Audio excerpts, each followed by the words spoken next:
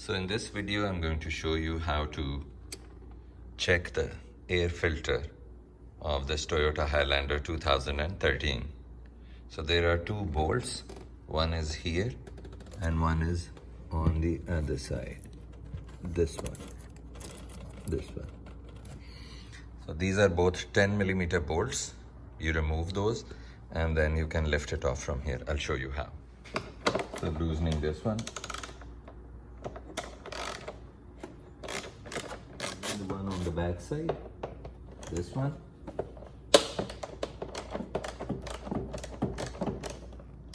So to remove it properly, this wire is short and it will not let it get off. So I need to remove this clamp. I press on this side and this is the lock, this one. So you press it like this and remove it like this. It is gone. Now it should be able to lift off relatively easily like this. And then you can remove the filter. I'll show you how. Remove it like this. Remove the filter. Check its health. This looks dirty, needs to be replaced.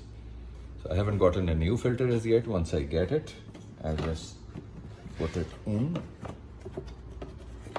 and make sure it is properly seated on all the edges, especially from deep inside there.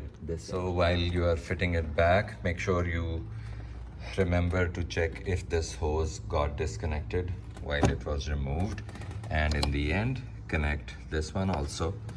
So for connecting, put this part of the filter housing in this lock,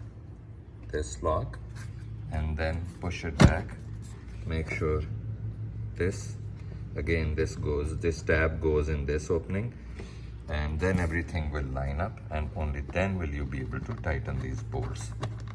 So once you tighten these bolts, on the back one also, once you have tightened both bolts, connect this back till you hear that click, so it is properly locked, and then you connect it back. What is it? Yeah. Make sure it is connected properly. That's it. Tighten these two bolts and this is done. Thanks for watching.